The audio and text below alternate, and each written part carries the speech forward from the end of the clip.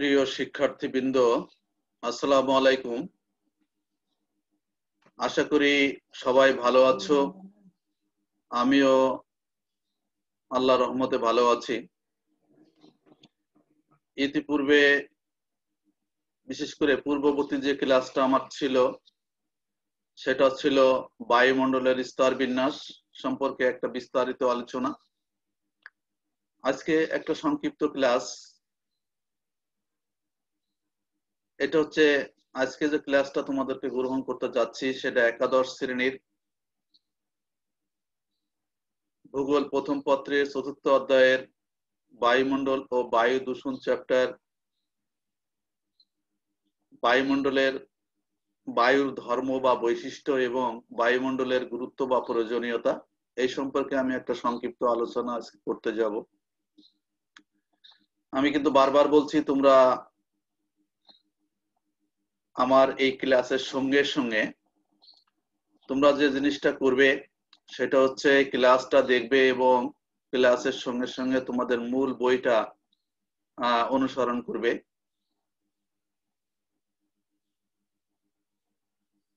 দেখো, আমরা এখানে আসলে আমরা যে জিনিসটা পড়াতে যাব সেটা হচ্ছে বায়ুমণ্ডল। প্রথমে আমাদেরকে বুঝতে হবে যে বায়ুমণ্ডল বলতে কি বোঝায়। যে অদৃশ্য বায়ু রাশি পৃথিবীকে বেষ্টন করে আছে এবং পৃথিবীর আবর্তনের সাথে সাথে নিজেই আবর্তন করছে বা আবর্তন করে চলেছে, তাকেই আমরা বায়ুমণ্ডল বলবো, তাকেই আমরা বায়ুমণ্ডল বলে থাকি। এই যে বায়ুমণ্ডল বিভিন্ন গ্যাসীয় উপাদান, বিভিন্ন জলীয় বাষ্প এবং অ্যারোসোলস দ্বারা গঠিত। এগুলো আমরা আলোচনা করেছি। সে যাই হোক, আমরা একটু শেয়ার স্ক্রিনে চলে আসি।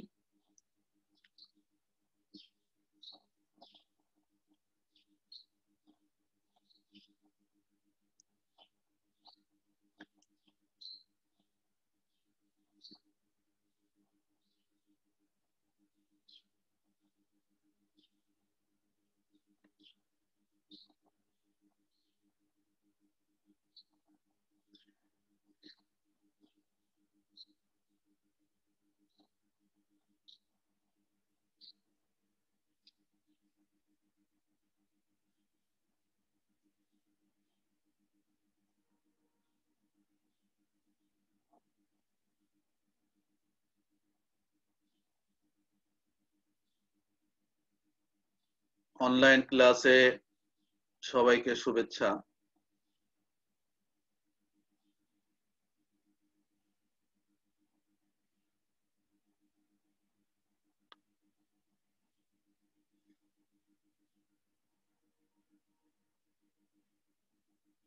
শিক্ষক পরিস্থিতি: নাম মোহাম্মদ আকবর আলী, সহকারী অধ্যাপক, বিভাগীয় প্রধান, ভূগোল ও পরিবেশ বিভাগ, মুক্তিযোদ্ধা কলেজ, যশোর। আজকে যদি আমি পাঠ পরিস্থিতিতে আসি, বিষয় ভূগোল, প্রথম পত্র, শ্রেণী একাদশ ও দ্বাদশ।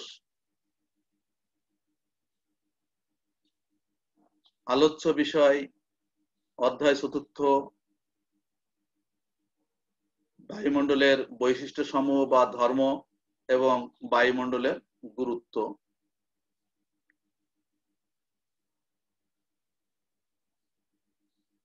প্রথমে আমরা একটা ভিডিও দেখব। দেখো, এখানে আমি একটা কথা বলে রাখি, আমরা বায়ুমণ্ডলের যে উপাদানগুলো, গ্যাসীয় উপাদানগুলো পেয়েছি, সেই উপাদানগুলো সম্পর্কে আমরা প্রথমে জানবো। দেখা যাক যে ভিডিওটা দেখি। ভিডিওটা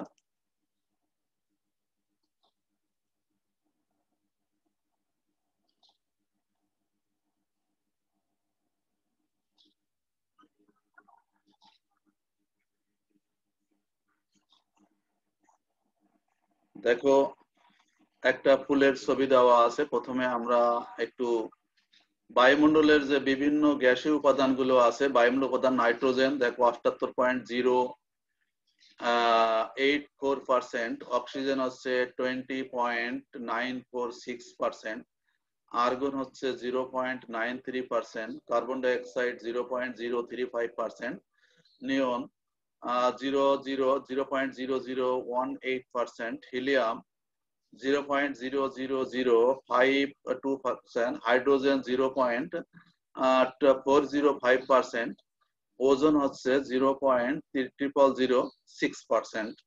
মোটামুটি বায়ুমণ্ডলের উপাদান সম্পর্কে আমরা জানলাম। কেন জানলাম জানো? যেহেতু আমরা বায়ুমণ্ডলের ধর্ম এবং বৈশিষ্ট্য বিশেষ করে প্রয়োজনীয়তা সম্পর্কে পড়ব, সেজন্য বায়ুমণ্ডলের এইগুলো আমাদের একটু জানা দরকার। এরপরে আমরা চলে আসি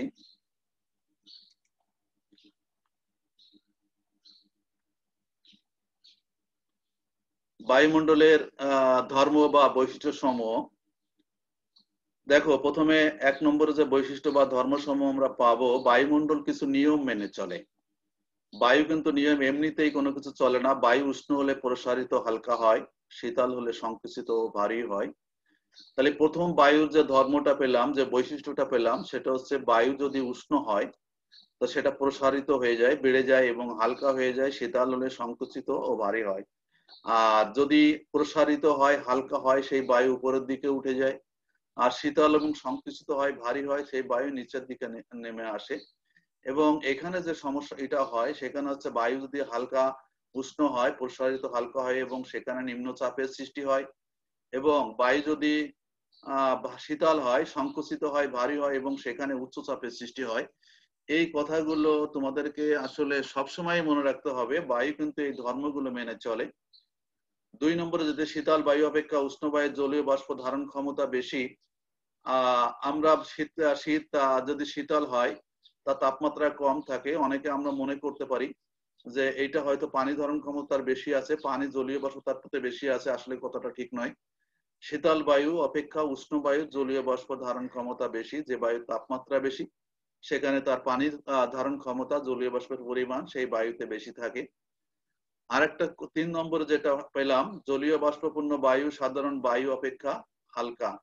অনেকে আমরা মনে করতে পারি জলীয় বাষ্প থাকে বলে সেই বায়ুটা সাধারণ বায়ু অপেক্ষা ভারী হতে পারে, কিন্তু নয়, তা নয়। তার কারণ হচ্ছে জলীয় বাষ্প কখন সৃষ্টি হয়? জলীয় বাষ্প তার সৃষ্টি হয় তখনই যখন তার তাপমাত্রা বেড়ে যায়, বায়ুটা হালকা হয়ে যায় এবং উপরে উঠে যায়।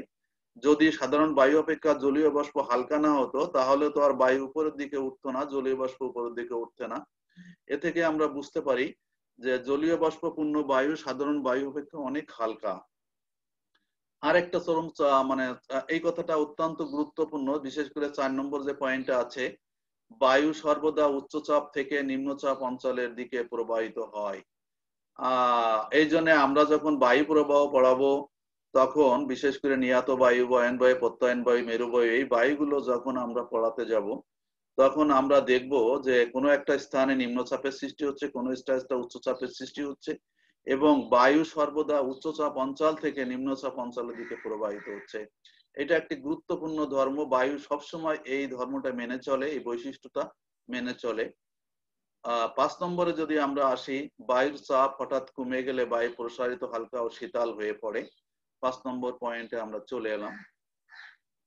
6 নম্বরে, বিশেষ করে 7 নম্বর যেটা, জলীয় বাষ্প পানির বায়ুর তাপ ধারণ ক্ষমতা তা বিশুদ্ধ বায়ুর অপেক্ষা অনেক বেশি। সাধারণ বায়ু যে তাপ ধারণ ক্ষমতা থাকে, জলীয় বাষ্পপূর্ণ বায়ু, যে বায়ুতে জলীয় বাষ্পের পরিমাণ বেশি থাকে, তার তাপ ধারণ ক্ষমতা অনেক বেশি থাকে। তারপরের যে পয়েন্ট আমরা পেলাম, বায়ুর কোনো একটি উপাদানের পরিমাণ খুব বেশি বৃদ্ধি পেলে পরিবেশ দূষণের সৃষ্টি হয়ে প্রাকৃতিক বিপর্যয় ঘটায়। একটা গুরুত্বপূর্ণ, যে বায়ুর স্বাভাবিক মাত্রায় যে বায়ুর যে উপাদানগুলো আছে, তার থেকে যদি কোনো একটি বেশি বৃদ্ধি পেলে পরিবেশ দূষণের সৃষ্টি হয়ে প্রাকৃতিক বিপর্যয় ঘটায়। বায়ুর উপাদানগুলোর মধ্যে একটি চক্রাকার সম্পর্ক বিদ্যমান। এইটা আমি একটু ব্যাখ্যায় আসি। বায়ুর উপাদানগুলোর একটি চক্রাকার সম্পর্ক বিদ্যমান। আমরা দেখো, আমরা নাইট্রোজেন চক্র পড়েছি, আমরা অক্সিজেন, বায়ু, কার্বন চক্র পড়ি। দেখো, বায়ু একটা ঠিক কার্বন চক্র। কার্বন যে অবস্থায় বায়ুমণ্ডলে ছিল, বিভিন্ন প্রক্রিয়ার মাধ্যমে তার মধ্যে আবার কিন্তু সেখানে সেই উপাদানটা আবার সেই নাইট্রোজেন চক্র যদি আমরা পড়ি, দেখবো যে স্বাভাবিক অবস্থায় বায়ুমণ্ডলে ফিরে যায়। এইরকম চক্রাকের সম্পর্ক সবসময় থাকে। আমরা দেখেছি যে সাধারণত আমাদের যে পানি চক্রটা আছে, ঠিক সমুদ্র থেকে যে পানির জলীয় বাষ্পপূর্ণ হয়ে আকাশে উড়ে যায়, সেই বায়ু বৃষ্টিপাত, মেঘ হয়, মেঘ হয়ে বৃষ্টি হয়, বৃষ্টি ভূপৃষ্ঠে নেমে আসে, সেই বৃষ্টিপাত, সেই পানি আবার স্রোতধারা রূপে, বিভিন্ন রূপে, বিভিন্ন মাধ্যমে এটা আবার একসময় সমুদ্রে ফিরে যায়। এইভাবে একটা পানি চক্র সম্পন্ন হয়। এটা যেহেতু জল, এটাও কিন্তু বায়ুমণ্ডলেরই একটা ধর্ম। সেজন্য এখানে বলা হচ্ছে যে বায়ুর উপাদানগুলোর মধ্যে একটা চক্রাকার সম্পর্ক লক্ষ্য করা যায়। বায়ুর উপাদান হিসেবে আমরা কিন্তু 3টা উপাদান পেয়েছি। সেখানে আমরা পেয়েছি গ্যাসীয় উপাদান, সেখানে পেয়েছি জলীয় বাষ্প এবং অ্যারোসল, বিভিন্ন প্রকার মিনিট পার্টিকল যেগুলো আছে, তরল এবং কঠিন পদার্থগুলো আছে, সেগুলোকে আমরা বায়ুমণ্ডলের অবস্থায় পেয়েছি। এইবার দেখো আমরা বায়ুমণ্ডলের প্রয়োজনীয়তা বা বায়ুমণ্ডলের গুরুত্ব সম্পর্কে একটু আলোচনা করব। দেখো প্রথমে আসো যে বায়ুমণ্ডলের nitrogen, oxygen, carbon die oxide প্রভৃতি প্রাণীকুল ও উদ্ভিদকুলের জীবন ধারণের জন্য অত্যন্ত গুরুত্বপূর্ণ। এই জন্যই প্রয়োজন। কারণ কি, আমরা একটা জিনিস বুঝি যে আমরা সাধারণত কি গ্রহণ করি, অক্সিজেন গ্রহণ করি। বায়ুমণ্ডল যদি না থাকতো, আর বায়ুমণ্ডলে যদি অক্সিজেন না থাকতো, কোনো প্রাণীকুল বাঁচতে পারতো না, প্রাণীকুল বাঁচতে পারতো না। আবার যদি বায়ুমণ্ডলে কার্বন ডাই অক্সাইড না থাকতো, উদ্ভিদকুল বাঁচতে পারতো না। একে অপরের, দেখো এই বায়ুমণ্ডল আছে বলে আজ আমাদের সমৃদ্ধ একটা উদ্ভিদ কুল আছে। আর এই বায়ুমণ্ডল আছে বলে আমাদের একটা প্রাণীকুল আছে, সেখানে বিভিন্ন প্রকার মানুষ আছে, বিভিন্ন প্রকার প্রাণী আছে, বসবাস করে এই অক্সিজেনেই।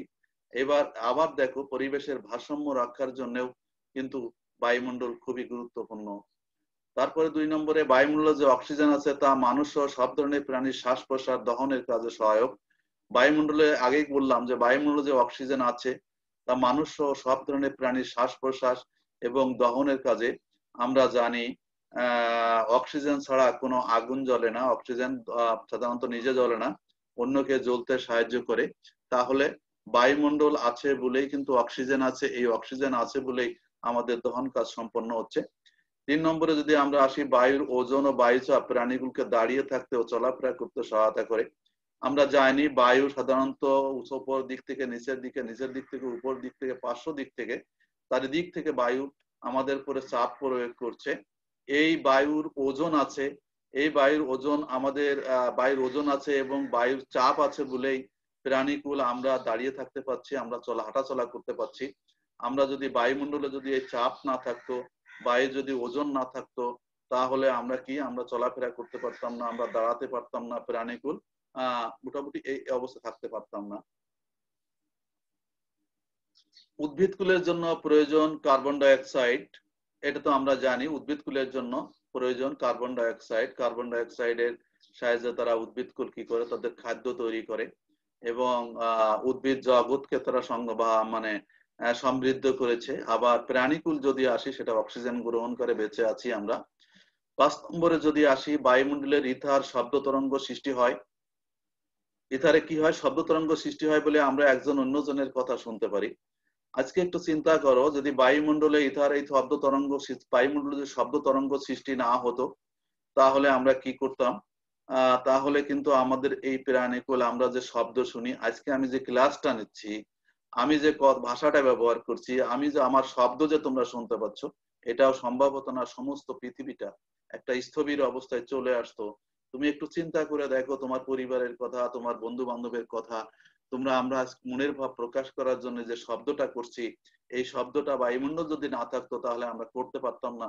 তাহলে বায়ুমণ্ডল আমাদের জন্য যে কত গুরুত্বপূর্ণ, এ থেকেই বোঝা যায় যে বায়ুমণ্ডল না থাকলে আমরা সবাই কি হয়ে যেতাম, আমরা স্থবির হয়ে যেতাম, আমরা কথা বলতে পারতাম না, একে অপরের কথা শুনতে পারতাম না, শব্দ তরঙ্গের সৃষ্টি হতো না।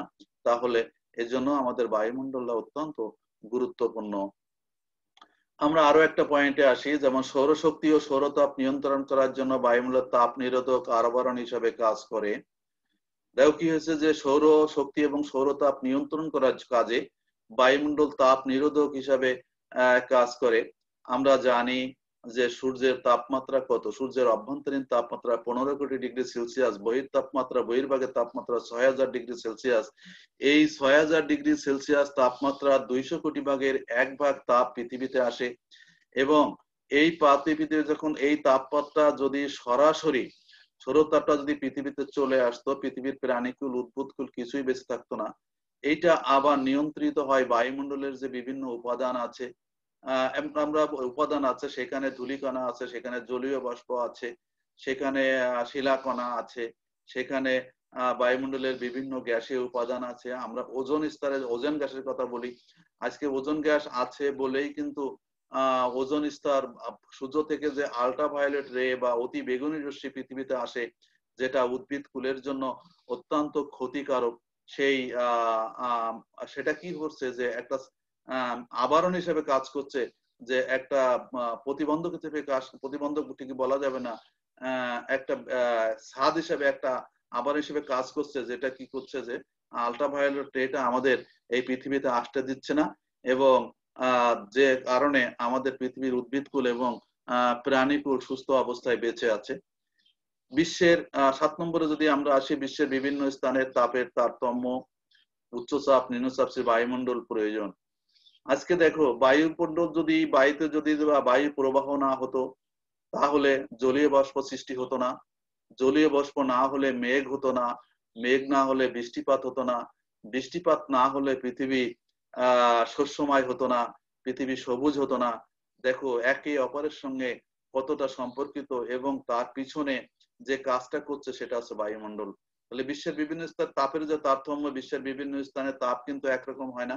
কোনো জায়গায় যেমন নিরক্ষীয় অঞ্চলে তাপমাত্রা অত্যন্ত বেশি, তারপরে উষ্ণমণ্ডলীয় তাপমাত্রা একটু কম, আবার মেরু অঞ্চলে তাপমাত্রা অত্যন্ত কম। এই যে তাপের তারতম্য ফলে যেখানে তাপমাত্রা বেশি সেখানে নিম্নচাপের সৃষ্টি হচ্ছে, যেখানে তাপমাত্রা কম সেখানে উচ্চচাপের সৃষ্টি হচ্ছে। এই যে উচ্চচাপ এবং নিম্নচাপের সৃষ্টি হওয়ার পিছনে যে কাজ করছে সেটা হচ্ছে বায়ুমণ্ডলের তাপের তারতম্য, এবং সবসময় বায়ু উচ্চচাপ অঞ্চল থেকে নিম্নচাপের দিকে প্রবাহিত হচ্ছে, বায়ু প্রবাহের সৃষ্টি হচ্ছে আমাদের পৃথিবীকে, আমাদের বসবাসের জন্য, আমাদের নিঃশ্বাস গ্রহণের জন্য, আমাদের উদ্ভিদকুলের বেঁচে থাকার জন্য, বৃষ্টিপাত হওয়ার জন্য যে বায়ুমণ্ডল আমাদেরকে সহায়তা করছে।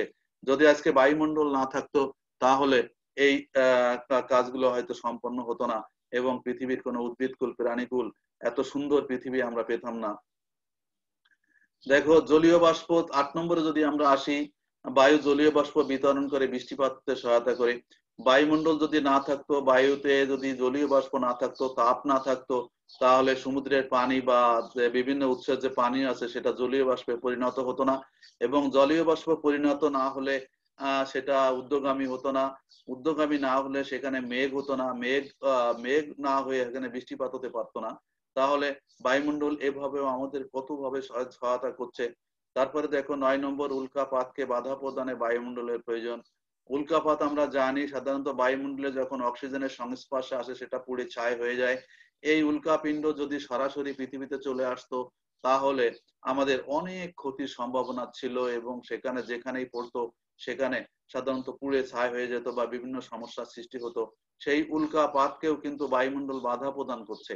তাহলে দেখো এটা মানে কি বলা যায়, একটা আমরা কথা, আমি একটা প্রায় কথা বলে থাকি যে আমরা কিন্তু স্বার্থপর, উদ্ভিদ জগৎ কিন্তু স্বার্থপর না, যে বায়ুমণ্ডল কিন্তু স্বার্থপর না, বিনা দ্বিধায় তারা আমাদেরকে বাঁচানোর জন্য, আমাদের পৃথিবীকে সুষম সুন্দর রাখার জন্য এই কাজ নিঃস্বার্থ ভাবেই করে যাচ্ছে। এটা সৃষ্টিকর্তার একটা মহান ক্ষমতার একটা উদাহরণ, এবং তার রহমত ছাড়া আর কিছুই নয়। এই জন্য এইগুলোর জন্য আমাদের বায়ুমণ্ডল প্রয়োজন। তারপরে নম্বর যদি আমরা আসি, যেমন সূর্যের অতি বেগুনি রশ্মি শোষণে বায়ুমণ্ডল ওজোন গ্যাস প্রয়োজন। এটা আমি বলেছি যে সূর্যের যে অতি বেগুনি রশ্মি, যে আল্ট্রাভায়োলেট রেটা আসে, সেটা হচ্ছে বায়ুমণ্ডলের যে স্ট্রাটোস্ফিয়ারে যে বায়ুমণ্ডলের ওজোন গ্যাসটা আছে, ওজোন স্তরটা আছে, এই ওজোন স্তরটা বাধা প্রদান করে, এবং এই আল্ট্রাভায়োলেট রেটাকে পৃথিবীতে আসতে দেয় না, এবং আমাদের কি করে, আমাদের পৃথিবীটাকে বাস উপযোগী করে তুলেছে, আমাদের চোখ ত্বককে রক্ষা করেছে, আমাদের যে ক্যান্সার জাতীয় বিভিন্ন রোগ প্রতিরোধ ক্ষমতা আমাদের সৃষ্টি করেছে, আমাদের যে খাদ্য চক্র আছে বিশেষ করে প্রাণীকুলের, বিশেষ করে আমরা যদি দেখি যে পুকুরে বা মাছ চাষের জন্য আমরা যে ফাইটোপ্ল্যাঙ্কটন বা জুপ্ল্যাঙ্কটন, উদ্ভিদ কণা এবং প্রাণী কণাগুলো তৈরি হয়, সেগুলো যদি এই আল্ট্রাভায়োলেট রেটা আসতো তাহলে পৃথিবীর বিশেষ করে এই জলভাগের এই ফাইটোপ্ল্যাঙ্কটন জুপ্ল্যাঙ্কটন তৈরি হতো না এবং মৎস্যকুল অঙ্কুরেই বিনষ্ট হয়ে যেত, তাহলে আমাদের এই প্রাণীকুল ধ্বংস হয়ে যেত। যাই হোক, আমরা প্রায় শেষের দিকে চলে আসছি। আর একটা পয়েন্টে আমরা আসি। ধূলিকণাকে আশ্রয় করে মেঘ, কুয়াশা, শিশির প্রভৃতির সৃষ্টিতে বায়ুমণ্ডল প্রয়োজন। আজকে বায়ুমণ্ডল না থাকতে বায়ুমণ্ডলে এই ধূলিকণা থাকতো না, সেখানে মেঘ হতো না, কুয়াশা হতো না, শিশির হতো না, এবং এগুলো সৃষ্টি হতো না। সৃষ্টি না হলে আমাদের পৃথিবী এত সুন্দর হতো না। সুতরাং মেঘ, কুয়াশা, বৃষ্টিপাত, শিশির ইত্যাদি যে বায়ুমণ্ডলীয় ঘটনাগুলো আছে, বায়ুমণ্ডলীয় যে কার্যক্রমগুলো আছে, সেগুলো সংগঠন এর জন্য আমাদের বায়ুমণ্ডল প্রয়োজন। এক কথায় আমরা কি বলতে পারি? আসলে বায়ুমণ্ডল আছে বলে আমরা বেঁচে আছি, বায়ুমণ্ডল আছে বলে আমরা চলাফেরা করতে পারছি, বায়ুমণ্ডল আছে বলে আমরা নিঃশ্বাস গ্রহণ করতে পারছি, বায়ুমণ্ডল আছে বলে উদ্ভিদ তার খাদ্য তৈরি করতে পারছে, বায়ুমণ্ডল আছে বলেই কার্বন ডাই অক্সাইড গ্রহণ করতে পারছে, বায়ুমণ্ডল আছে বলেই উদ্ভিদ তার অক্সিজেনটাকে আমাদের জন্য ছেড়ে দিতে পারছে, বায়ুমণ্ডল আছে বলেই কি হচ্ছে, বায়ুমণ্ডল আছে বায়ু প্রবাহিত হচ্ছে, বায়ুমণ্ডল আছে বলেই নিম্নচাপের সৃষ্টি হচ্ছে, বায়ুমণ্ডল আছে বলেই উচ্চচাপের সৃষ্টি হচ্ছে, বায়ুমণ্ডল আছে বলে বায়ু প্রবাহিত হচ্ছে, বায়ুমণ্ডল আছে বলে বৃষ্টিপাত হচ্ছে, বায়ুমণ্ডল আছে বলেই আজ আমরা কথা বলতে পারছি, বায়ুমণ্ডল আছে বলেই আমরা চলাফেরা করতে পারছি। মোটামুটি আমরা মোটামুটি বায়ুমণ্ডল যদি না থাকতো তাহলে আমরা আজকে এই যেভাবে সুন্দরভাবে বসবাস করছি, আজকে যে আমি তোমাদের সঙ্গে কথা বলছি, আজকে যে ক্লাসটা গ্রহণ করছি, এই ক্লাসটা গ্রহণই আমি করতে পারতাম না। যাই হোক, আল্লাহ হাফেজ। আজকের মতো আমি এখানেই শেষ করতে চাচ্ছি। তোমাদের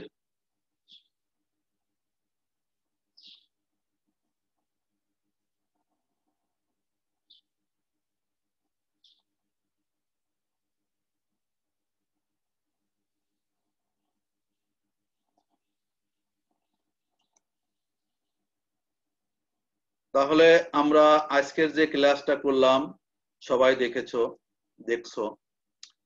তোমরা আরো তোমাদের অনেক বন্ধু বান্ধব আছে যারা অনেকেই আমাদের সঙ্গে এখনো সংশ্লিষ্ট হতে পারেনি। তোমরা তাদেরকে বলো তারা যেন সংশ্লিষ্ট হয় এবং আমাদের ক্লাসগুলো দেখে, তাহলে তোমাদের সবার উপকার হবে, আমাদের এই যে প্রচেষ্টা এটাও সার্থক হবে। আর আরো একটা কথা বলি, আমার এই ক্লাসগুলো দেখার জন্য আমি বারবার বলছি, আমাদের মুক্তিযোদ্ধা কলেজ অনলাইন ক্লাস 2020-21 নামে একটা ফেসবুক গ্রুপ খোলা আছে, সেখানে আমাদের সমস্ত ক্লাসগুলো দেওয়া থাকে, তোমরা সেখানে দেখতে পারো। তারপরেও আমার ইউটিউবে আমার নামে মোহাম্মদ আকবর আলী নামে একটা চ্যানেল খোলা আছে, সেই চ্যানেলে আমার সমস্ত ক্লাসগুলো পোস্টিং দেওয়া আছে। সেখানে তুমি যদি দেখতে চাও দেখো, আমাদের ক্লাসগুলো আমি কিন্তু lecture number 1, lecture number 2, lecture number 3, তারপরে চ্যাপ্টার নাম্বার এত এইভাবে দিয়ে থাকি। তাহলে তুমি যদি অনেকেই নতুন, তোমরা অনেকে আসলে আমাদের সঙ্গে দেখা হয় নাই, সরাসরি কথা হয় নাই, সেজন্য অনেকে বুঝতে অসুবিধা হতে পারে, কিন্তু তোমরা এটা তো বুঝবে যে 1 নম্বর ক্লাসের সঙ্গে 2 নম্বর ক্লাসের সম্পর্ক, 2 নম্বর ক্লাসের সঙ্গে 3 নম্বর ক্লাসের সম্পর্ক, 3 নম্বর লেকচারের সঙ্গে 4 নম্বর লেকচারের সম্পর্ক। তোমরা এইভাবে ধারাবাহিকভাবে ক্লাসগুলো দেখবে, তাহলে দেখবে যে তোমার চ্যাপ্টারটা সম্পর্কে একটা চমৎকার ধারণা চলে আসছে। আর এই দিন তো সবসময় থাকবে না, এখনকার যে বর্তমান যে নীরব পৃথিবী, আমরা যে একটা অসহায়ত্ব বোধ করছি, আমরা একটা সমস্যার মধ্যে পড়ে আছি এই করোনার জন্য, এদিন সবসময় থাকবে না। আবার আমরা একটা সুদিন চলে আসবে, আমরা আবার খুব তাড়াতাড়ি হয়তো আমরা ক্লাসে ফিরে আসব, এই কামনা করি। মহান সৃষ্টিকর্তা যেন আমাদেরকে এই করোনা থেকে মুক্তি দান করেন। সবার সুস্বাস্থ্য কামনা করে আজকের মতো এখানেই বিদায় নিতে চাচ্ছি। আল্লাহ হাফেজ।